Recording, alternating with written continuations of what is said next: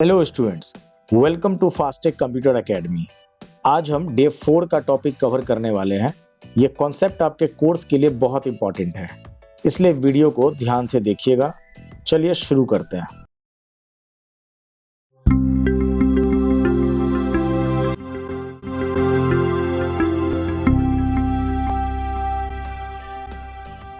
Day 4 के computer fundamental chapter में आज हम लोग बात करेंगे कंप्यूटर मेमोरी के बारे में। तो देखिए, कंप्यूटर मेमोरी क्या होता है। तो आप सबको भी पता होगा, memory is the part of a computer. तो मेमोरी एक कंप्यूटर का ही पार्ट है। जैसे कि आपको पता होगा, अभी हम लोग हार्डवेयर पढ़ रहे हैं, तो ये हार्डवेयर के टॉपिक में ही आपका ये मेमोरी भी आता है। तो मेमोरी भी कंप्यूटर का एक पार्ट है that is used to store data, instructions and information. तो इसका काम सिंपल, कोई भी डेटा को स्टोर करना, कोई इंस्ट्रक्शन को स्टोर करना या किसी प्रकार के इंफॉर्मेशन को स्टोर करने का काम होता है, जैसे कि आप सब देखते होंगे। So without memory a computer can not work. तो आप सबको पता है, बिना मेमोरी का कंप्यूटर जो है काम नहीं कर सकता है। और memory stores everything that computer needs to perform task. तो मेमोरी वो हर चीज़ स्टोर करता है जो कंप्यूटर को किसी टास्क को परफॉर्म करने के लिए चाहिए होता है। अब आगे अगर हम देखें तो वाई मेमोरी इज इम्पॉर्टेंट। तो देखिए, मेमोरी कंप्यूटर को क्यों चाहिए होता है, या हमारे कंप्यूटर में मेमोरी का क्या इंपॉर्टेंस है, right. So memory is important because it stores program. तो अभी जैसे हमने बात किया, कोई भी प्रोग्राम को मेमोरी के अंदर ही स्टोर किया जाता है। It stores user data. User का जितना भी डेटा होता है वो हम मेमोरी में ही स्टोर करते हैं। It stores result. ये किसी प्रकार के रिजल्ट को भी स्टोर करता है। It helps CPU to process data. ये सीपीयू को भी मदद करता है डेटा प्रोसेसिंग में। And finally it allows multitasking. ये आपके कंप्यूटर में मल्टीटास्किंग यानी कि एक से अधिक काम करने में भी हमें हेल्प करता है। So that is why memory is important. Okay, next है आपका क्या, अगर हम देखिए मेमोरी को एग्जांपल से समझे तो आपको मालूम होगा, अगर आप कंप्यूटर चला रहे हैं तो मालूम ही होगा, when you open any program या कोई MS वर्ड आपने ओपन किया तो इट लोड्स इनटू मेमोरी। तो वो जो प्रोग्राम है, जो वर्ड का प्रोग्राम है या टाइपिंग का प्रोग्राम, जो भी आप ओपन करते हो, तो सबसे पहले वो मेमोरी में ही लोड होता है। या व्हेन यू टाइप समथिंग, आप कुछ टाइपिंग करते हो, it stores in the memory. When you save the file, it store permanently. तो ये जितने भी एक्टिविटी हम लोग कंप्यूटर में कर रहे होते हैं, ये कहीं ना कहीं उसमें मेमोरी यूज हो रहा होता है। So memory acts like the brain storage area of computer, right. चलिए नेक्स्ट देखते हैं। अब देखिए, यहाँ पर बहुत इंपॉर्टेंट चीज़ है, क्योंकि मेमोरी तो ठीक है, हमने देख लिया, एक स्टोरेज डिवाइस होता है जो हमारे डेटा को स्टोर करता है। लेकिन जो स्टोर हम करते हैं, जो मेमोरी के अंदर फोटो, वीडियो या किसी प्रकार के डॉक्यूमेंट वगैरह हम स्टोर करते हैं, तो उसका भी एक यूनिट होता है। जैसे हर डिवाइस या हर चीज़ का एक यूनिट होता है। जैसे हम किसी को दर्जन में, लीटर में या मीटर में मेजरमेंट करते हैं, वैसे ही मेमोरी के अंदर के डेटा को हम किस में मेजरमेंट करते हैं। देखिए, तो सबसे छोटा यूनिट की अगर हम बात करेंगे तो देखिए, सबसे छोटा यूनिट होता है bit. Bit is the smallest unit of computer memory, right. तो कंप्यूटर मेमोरी में सबसे छोटा यूनिट क्या होता है, हमारा बिट। बिट इतना छोटा जिसके अंदर दो वैल्यू होता है। दो वैल्यू कौन सा, 0 और 1। तो देखिए, आपको पता होगा कि computer understand everything in form of 0 and 1। तो कंप्यूटर जो भी डेटा स्टोर करता है उसका 0 और 1 वैल्यू होता है। यानी कि कंप्यूटर के मेमोरी में जो भी हम स्टोर करते हैं वो 0 और 1 के फॉर्म में होता है। जैसे हम स्क्रीन पर भले ही फोटो देख रहे हैं या वीडियो देख रहे हैं या कुछ भी देख रहे हैं, लेकिन उसका जो बिहाइंड द सीन होता है, यानी कि मेमोरी के अंदर जो डेटा स्टोर होता है वो 0 और 1। 0 का मतलब हो गया लाइट ऑफ। चूंकि कंप्यूटर देखिए इलेक्ट्रॉनिक डिवाइस है और इलेक्ट्रिक का दो ही स्टेट होता है, या तो ऑन या तो ऑफ। तो अगर आपने ऑफ किया तो यानी 0, और लाइट ऑन है इसका मतलब 1। ऑन ऑफ का प्रोसेस चलता है। नेक्स्ट यूनिट है आपका निब्बल। देखिए, 4 बिट्स इक्वल टू 1 निब्बल। यानी कि अगर हम लोग कलेक्शन ऑफ 4 बिट की बात करें, यानी कि तो उसको हम क्या बोल सकते हैं, एक निब्बल कहते हैं। जैसे कि आपको अभी मैंने बताया, बिट मतलब 0 1। तो अगर 1 0 1 0 अगर एक साथ कलेक्ट कर लिया जाए तो उसे हम एक निब्बल भी कह सकते हैं। हालांकि ये ज़्यादा हम लोग यूज़ नहीं करते हैं, लेकिन फॉर योर नॉलेज आपको पता होना चाहिए। तो यानी कि बिट से बड़ा कौन सा मेमोरी का यूनिट होता है, आपका निब्बल होता है। नेक्स्ट है आपका बाइट। अब ये ज़्यादा यूज़ होता है क्योंकि यहीं से हमारा जो भी फाइल वगैरह हम कंप्यूटर में स्टोर करते हैं उसका साइज़ हमें देखने को मिलता है। तो 8 बिट अगर हम कलेक्शन करें, है ना, 8 बिट कलेक्शन को हम 1 बाइट कहते हैं। 8 बिट का मतलब ये हो गया 101010 इस टाइप से, तो इसको हम एक बाइट कह सकते हैं। A byte is the standard unit based to store a single character. तो जो भी हमारे कंप्यूटर के अंदर एक सिंगल कैरेक्टर हम अपने मेमोरी में स्टोर करते हैं वो कहीं ना कहीं उसका जो साइज़ होता है वो 1 बाइट के बराबर होता है, राइट। सो यहाँ पर भी मैंने लिखा है 1 alphabet equal to 1 byte, usually यही इसका साइज होता है। सो एग्जाम्पल भी आप देख रहे हैं, a बराबर 1 बाइट, यानी कि अगर आपने अपने कंप्यूटर में a लिखा इसका मतलब इसका साइज कितना होगा, लगभग 1 बाइट होगा। या अगर आपने b लिखा तो इसका साइज कितना होगा, 1 बाइट होगा। इसी प्रकार से अगर हमने हेलो लिखा तो हेलो में आप देख रहे हैं इसमें 5 अल्फ़ाबेट्स हैं, 1 2 3 4 5, तो इसका मतलब इसका साइज कितना होगा, हम इसको बोल सकते हैं 5 bytes, right. So if you type 100 characters it uses approximately 100 byte. तो अगर मान लीजिए हमने किसी फाइल के अंदर 100 कैरेक्टर टाइप किया तो इसका मतलब हम उसको कह सकते हैं कि लगभग ये 100 बाइट का साइज का फाइल है, ठीक है। तो ये अगला यूनिट था। नेक्स्ट आपका बाइट से जो बड़ा यूनिट होता है वो है आपका किलो बाइट। इसमें क्या होता है, 1 किलो बाइट में 1024 बाइट्स कहते हैं हम लोग, राइट। तो 1024 बाइट्स को हम 1 किलो बाइट कहते हैं और इसका यूजेस हम लोग पता होना चाहिए आपको। जैसे कि आपके कंप्यूटर में स्मॉल टेक्स्ट फाइल जितने भी होते हैं वो ज़्यादातर आपको केबी में दिखाई देगा, यानी कि उसके अंदर लगभग 1000 से ज़्यादा हम लोग अल्फ़ाबेट्स वगैरह यूज़ करते हैं तो लगभग वो केबी में होता है। शॉर्ट डॉक्यूमेंट्स हो सकता है ना, किसी प्रकार का कोई वर्ड का डॉक्यूमेंट 10 केबी 15 केबी इस टाइप से होता है क्योंकि उसके अंदर हम काफ़ी सारे अल्फ़ाबेट्स का प्रयोग किए होते हैं। तो 1024 बाइट्स को हम 1 केबी कहते हैं। नेक्स्ट यूनिट है आपका मेगाबाइट। देखिए मेगाबाइट केबी से बड़ा होता है, यानी कि उसके अंदर 1024 केबी हम डेटा को स्टोर कर सकते हैं। और जनरली हमने देखा है फोटोज़, सॉन्ग्स, कोई एप्लीकेशन, इन सब का साइज़ 2 से 5 MB के बीच में, या कोई अगर MP3 सॉन्ग है तो 3 से 7 MB के बीच में पाया जाता है। तो MB भी आपका कंप्यूटर का मेमोरी का यूनिट है, राइट। नेक्स्ट है आपका क्या, गीगाबाइट, जो कि MB से बड़ा होता है, जिसके अंदर हम 1024 MB डेटा स्टोर कर सकते हैं। जैसे कि कोई मूवीज़, कोई सॉफ्टवेयर, कंप्यूटर का रैम वगैरह, ये सब आपका जीबी में ही स्टोर रहता है, राइट। जैसे कि लैपटॉप में रैम लगा हुआ है 8 GB का या 16 GB का, कोई कोई HD मूवी वगैरह आप देखते होंगे तो उसमें 1-2 GB या 3 GB तक देखते हैं हम लोग, राइट। तो ये सारे के सारे आपका जो स्टोरेज है वो GB में हमारा डेटा स्टोर रहता है। नेक्स्ट है आपका क्या, टीवी। तो देखिए टीवी आपका जीबी से बड़ा यूनिट है, 1024 जीबी को हम एक टीवी कहते हैं और इसका यूजेस हम लोगों ने देखा हुआ है।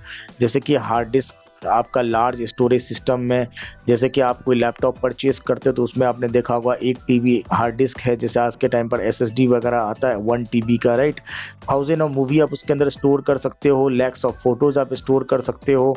तो ये यूनिट्स आपको पता होना चाहिए। तो सबसे छोटा आपने क्या देखा, बिट से बड़ा बाइट, बाइट से बड़ा, है ना, KB, फिर MB, फिर GB और फिर TB। नेक्स्ट यूनिट है आपका, हालांकि ये जनरली हम लोग अपने जनरल पर्पस के लिए तो यूज़ नहीं करते हैं, बट हाँ फिर भी बड़ी बड़ी कंपनियों में, डेटा सेंटर में या क्लाउड स्टोरेज सिस्टम जहाँ पे डेटा को ऑनलाइन स्टोर किया जाता है वहाँ पर यूज़ देखने को मिलता है ये यूनिट्स।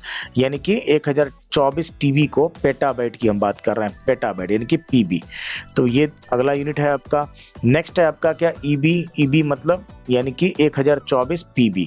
तो देख लीजिएगा इसमें भी इंटरनेट लेवल का डेटा, मैसिव ग्लोबल स्टोरेज के लिए हम लोग इसको यूज़ कर सकते हैं। ये हमारे यूजेस के लिए नहीं होता, नॉर्मल जो जनरल पर्पस के लिए हम यूज़ करते हैं। आपको जैसे मैंने इसमें सब में लिख दिया कि किस लिए हम लोग यूज़ करते हैं। नेक्स्ट है आपका ZB, YB, ये भी आप लोग देख लीजिएगा, very large storage unit based for theoretical और ग्लोबल डेटा कैलकुलेशंस के लिए हम लोग इसको यूज़ करते हैं, राइट। तो ये जितना भी अभी आपने देखा ये सारे कंप्यूटर का मेमोरी का यूनिट है। नेक्स्ट है आपका टाइप्स ऑफ कंप्यूटर मेमोरी। तो देखिए आपको पता होना चाहिए कंप्यूटर में 2 टाइप का मेमोरी होता है, एक है आपका प्राइमरी मेमोरी और दूसरा होता है आपका सेकेंडरी मेमोरी। नेक्स्ट है आपका प्राइमरी मेमोरी के बारे में हमें डिटेल में समझना है। प्राइमरी मेमोरी क्या होता है, तो देखिए primary memory is the main memory of the computer, यानी कि कंप्यूटर का सबसे मेन मेमोरी यही होता है। प्राइमरी मेमोरी को हम मेन मेमोरी भी कहते हैं, क्योंकि इसको होना कंप्यूटर में जरूरी होता है। It is directly connected to the CPU, ये सीपीयू से, हमारे कंप्यूटर के सीपीयू से डायरेक्टली कनेक्ट रहता है। And it is very fast memory, ये काफ़ी फास्ट मेमोरी होता है, प्राइमरी मेमोरी की हम बात कर रहे हैं। And it stores data temporarily और परमानेंटली फॉर इमीडिएट यूज। तो ये डेटा को कंप्यूटर में या तो टेम्पररली या नहीं तो परमानेंटली, तो कुछ ऐसे भी हम मेमोरी अभी पढ़ेंगे आगे प्राइमरी मेमोरी में, जो हमारे डेटा को कुछ ही देर के लिए स्टोर करता है, यानी कि जब तक हम कोई प्रोग्राम को चला रहे होते हैं, जब तक हम काम कर रहे होते हैं। और कुछ ऐसे प्राइमरी मेमोरी होता है जो डेटा को परमानेंट स्टोर करता है, तो ये हम अभी आगे देखने वाले हैं।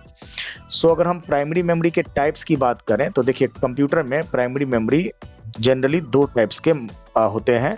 एक तो आपका रैम हो गया, दूसरा आपका रोम हो गया। तो रैम का पूरा नाम है रैंडम एक्सेस मेमोरी और रोम होता है आपका रीड ओनली मेमोरी। देख लीजिएगा आप लोग इसका फुल फॉर्म, ठीक। नेक्स्ट है आपका रैंडम एक्सेस मेमोरी के बारे में, यानी कि हम लोग रैम के बारे में बात करेंगे। और जैसे कि आप इस इमेज में देख रहे होंगे, रैम कुछ ऐसा होता है जो आपके मदरबोर्ड में लगा होता है। एंड रैम आपका प्राइमरी मेमोरी होता है, ये भी हमने जस्ट देखा। एंड इसका काम क्या होता है इसको समझ लेते हैं। देखिए, RAM is temporary memory that stores data and programs while the computer is running. तो देखो, बिल्कुल साफ साफ लिखा है कि कंप्यूटर जब आप चला रहे होते हो, उसके ऊपर जब भी हम कोई प्रोग्राम या कोई काम कर रहे होते हैं, उस टाइम पे जो काम हम कर रहे होते हैं, उस टाइम पे जो उस काम को कर रहा होता है वो यही मेमोरी, जब तक हम लोग काम कर रहे होते हैं उस टाइम पर जो भी हम डेटा को प्रोसेस कर रहे होते हैं, वो उस टाइम पर रैम के अंदर ही वो डेटा स्टोर रहता है। सो इसीलिए इस मेमोरी को टेम्पररी मेमोरी कहा जाता है, क्योंकि जैसे ही हम उस काम को बंद कर देते हैं तो इसमें से डेटा जो है लॉस हो जाता है, यानी कि वो डेटा रिमूव हो जाता है, हट जाता है। इसीलिए इसे कहा गया इट इज़ वोलाटाइल मेमोरी, यानी कि डेटा तभी तक स्टोर रहता है जब तक कि हम काम कर रहे हैं। When power is turn off data is lost, यही मैंने बात कहा, जैसे ही हम पावर बंद कर देते हैं, यानी कि उस काम को हम बंद कर देते हैं या सिस्टम बंद कर देते हैं, तो उसमें से वो डेटा लॉस हो जाता है। तो क्या समझ में आया आपको? रैम जो होता है वो कंप्यूटर का टेम्पररी मेमोरी है, यानी कि ये तभी तक काम करता है जब तक आप कोई प्रोग्राम या कंप्यूटर पर जो भी वर्क आप कर रहे होते हो, उस वर्क को चलाने में ये हेल्प करता है आपको, राइट। तो रैम का यूजेस अगर हम देखें तो जैसे मैंने अभी जस्ट बताया, स्टोर्स करेंटली रनिंग प्रोग्राम, जितने भी आप कंप्यूटर में रनिंग प्रोग्राम होता है जिसको आप चला रहे होते हो उसके लिए ये यूज़ होता है। हेल्प सीपीयू प्रोसेस डेटा, हाँ इसके अंदर मैं अभी आगे और बताऊंगा इसके टाइप्स वगैरह। तो ये आपको सीपीयू को प्रोसेस मतलब डेटा को प्रोसेस करने में भी हेल्प करता है। एंड अनेबल्स मल्टीटास्किंग, जैसे कि हम अपने कंप्यूटर में वीडियो एडिटिंग या फोटो एडिटिंग या गेम या मल्टीपल टास्क हम एक साथ में करते हैं, तो ये उसमें भी आपको हेल्प करता है।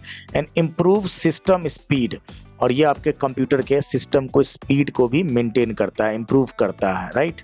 तो ये इसके कुछ यूजेस है जो आपको पता होने चाहिए थे।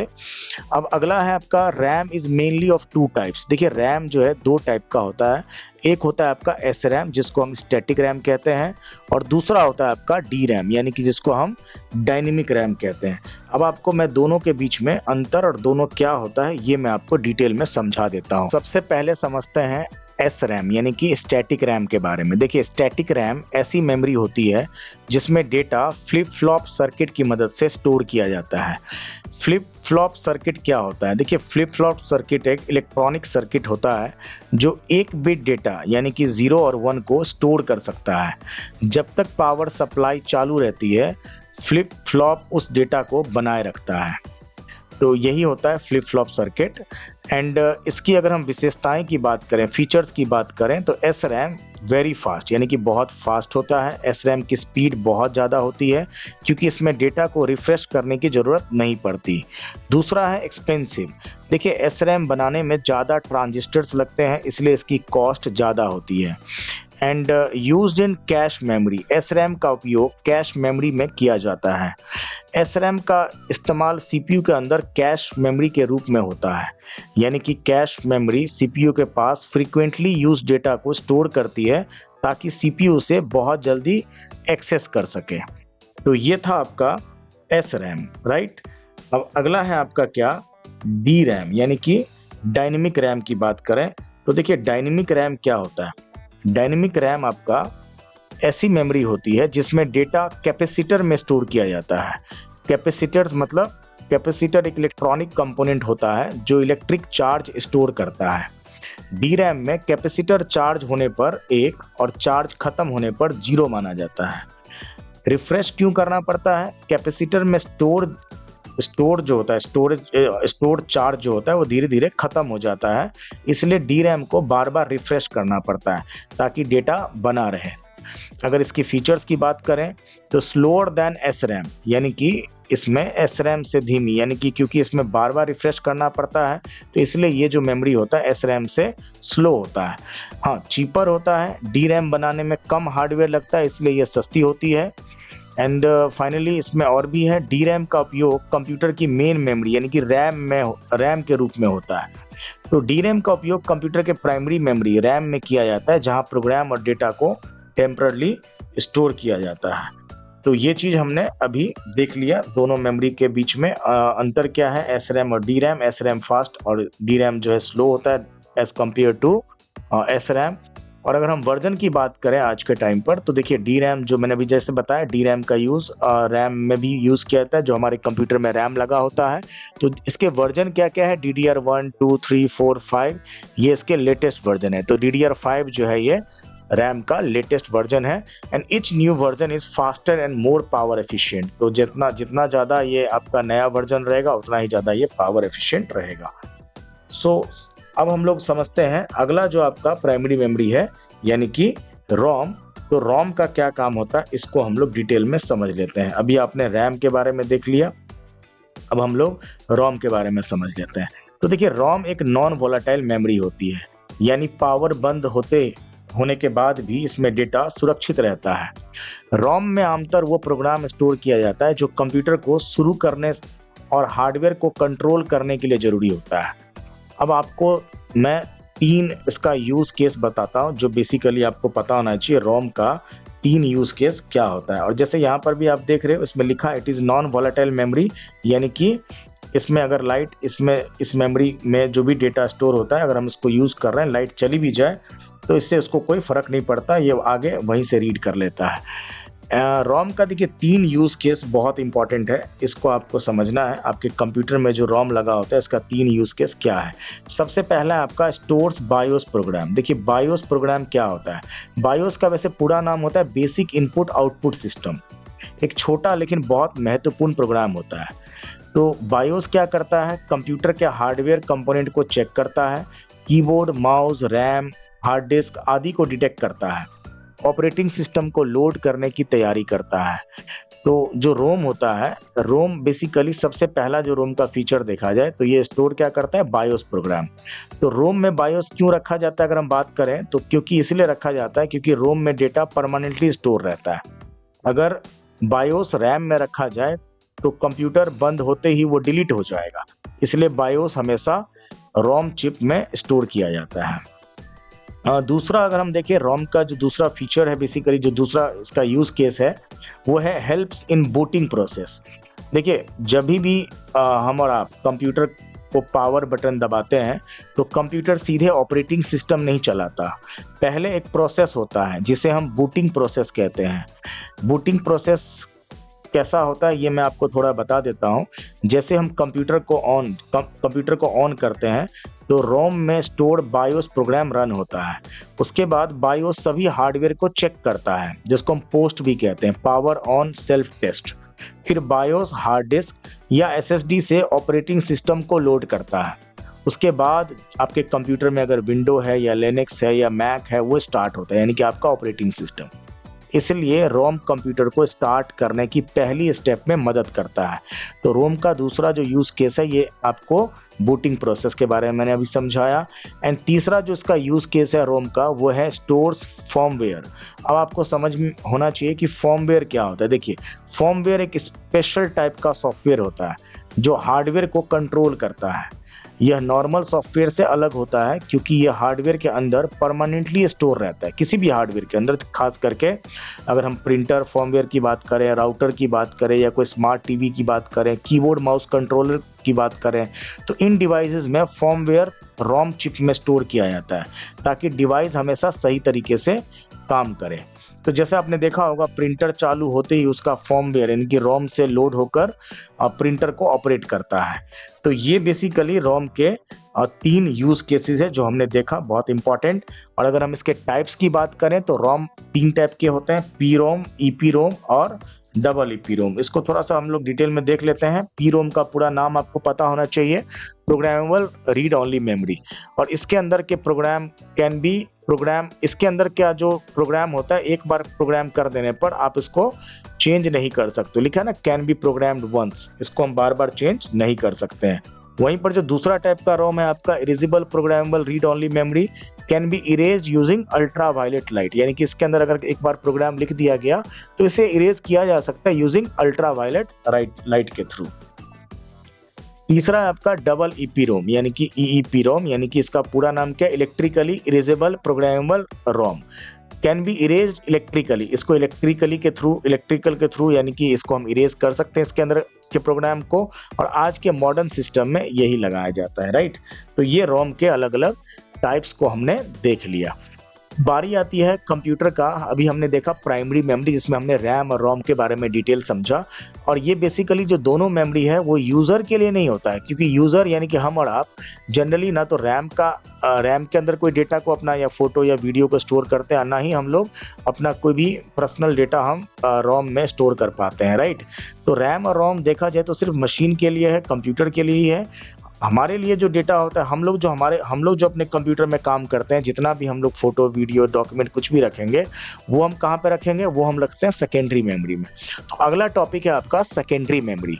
देखिए secondary memory is a permanent storage used to store data for long time. तो ये हमें और आपको भी पता है कि सेकेंडरी मेमोरी में ही हम लोग कोई भी अपने डेटा को परमानेंट स्टोर करके रखते हैं ताकि लंबे टाइम तक उसको यूज कर सके। And it is slower then primary memory, obviously ये आपके प्राइमरी मेमोरी से स्लोअर होता है। और इसके अंदर हम लोग जैसे कि अपने कंप्यूटर का ऑपरेटिंग सिस्टम, किसी प्रकार का कोई सॉफ्टवेयर या किसी प्रकार का कोई फाइल हम स्टोर करते हैं। तो चलिए आगे जानते हैं इसका थोड़ा डिटेल, सेकेंडरी मेमोरी के टाइप्स को देख लेते हैं।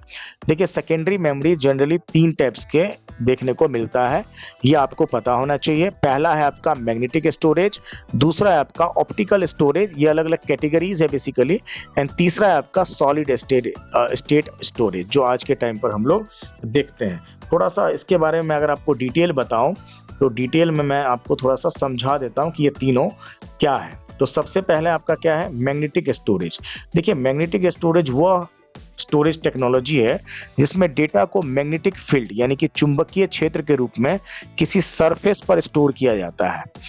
ये कैसे काम करता है अगर हम बात करें तो स्टोरेज मीडियम जैसे कि डिस्क या टेप पर एक मैग्नेटिक कोटिंग होती है जो कि रीड और राइट हेड उस सरफेस के मैग्नेटिक डायरेक्शन को बदलकर 0 और 1 में स्टोर करता है। जैसे कि आपने एग्जांपल में देखा होगा हमारे कंप्यूटर में जो हार्ड डिस्क होता है, जो फ्लॉपी डिस्क होता है, मैं आगे आपको इमेज दिखाने वाला हूँ, जो मैग्नेटिक टेप वगैरह होता है, ये सारे आपके कौन से मेमोरी होते हैं, किस कैटेगरी के, ये मैग्नेटिक स्टोरेज मेमोरी होते हैं। एंड अगर हम इसके बारे में और थोड़ा सा डिटेल में देखें तो इसके फीचर्स की अगर हम बात करें, कैपेसिटी ज़्यादा हो सकती है और तो कॉस्ट भी कम होता है, स्पीड ऑप्टिकल से ज़्यादा एसएसडी से कम होता है और इसके मूविंग पार्ट्स होते हैं। तो ये बेसिकली कुछ फीचर्स हैं आपके ये जो आपका मेमोरी है मैग्नेटिक स्टोरेज। और अगर हम दूसरा टाइप करें, दूसरा कैटेगरी की बात करें यानी कि ऑप्टिकल स्टोरेज, तो ऑप्टिकल स्टोरेज वह स्टोरेज टेक्नोलॉजी है जिसमें डेटा को लेज़र लाइट की मदद से डिस्क की सरफेस पर पढ़ा और लिखा जाता है। ये कैसे काम करता है आपको थोड़ा सा मैं बता दूं। डिस्क पर छोटे छोटे पिट्स और लेंस होते हैं, लेजर बीम इनको पढ़कर बाइनरी डेटा बनाती है। जैसे एग्जांपल में आपको मैं आगे फोटोज दिखाऊंगा, सीडी हो गया, डीवीडी हो गया, ब्लू रे डिस्क हो गया, ये सब आपके सब किस कैटेगरी में आते हैं, ऑप्टिकल स्टोरेज कहलाते हैं ये लोग, है ना। और इसकी हम फीचर्स की बात करें तो ये पोर्टेबल और रिमूवेबल होता है, यानी कि इसको हम आराम से कहीं भी कैरी कर सकते हैं, रिमूव कर सकते हैं, कॉस्ट भी कम होता है और इसका स्पीड मैग्नेटिक और एसएसडी से कम होता है और फिजिकल स्क्रैचेस से डैमेज हो सकता है। जैसे कि हमें पता है सीडी, डीवीडी, ब्लू रे डिस्क ये सब फिजिकल स्क्रैचेस आ सकते हैं, ये डैमेज हो सकता है और हमने कई बार देखा भी हुआ है, राइट। हम इमेज भी देख लेंगे नेक्स्ट। एंड तीसरा जो आज के टाइम पे हम लोग यूज़ करते हैं ज़्यादातर, जितने भी लैपटॉप्स या जो भी आपका स्टोरेज हम लोग यूज़ करते हैं, सॉलिड स्टेट स्टोरेज की बात करें तो ये वो स्टोरेज टेक्नोलॉजी है जिसमें डेटा को फ्लैश मेमोरी चिप्स में इलेक्ट्रॉनिक सर्किट के रूप में स्टोर किया जाता है। और इसका काम करने की अगर हम टेक्निक देखें तो इसमें ट्रांजिस्टर और मेमोरी सेल्स होते हैं। डेटा इलेक्ट्रिकल चार्ज के रूप में स्टोर होता है, इसमें कोई मूविंग पार्ट नहीं होता। जैसे कि आपने देखा होगा एसएसडी है, आपका पेन ड्राइव है, या यूएसबी फ्लैश ड्राइव है, या किसी प्रकार का कोई मेमोरी कार्ड है, ये सारे आपके सॉलिड स्टेट स्टोरेज के कैटेगरी में आता है। अगर हम इसके फीचर्स की बात करें तो ये बहुत स्पीड तेज होता है, इसका पावर कंजम्पशन भी कम है, ये शॉक रेजिस्टेंट है, और कॉस्ट जो होता है इसका मैग्नेटिक स्टोरेज से ज़्यादा होता है, ये थोड़ा महंगा होता है, राइट।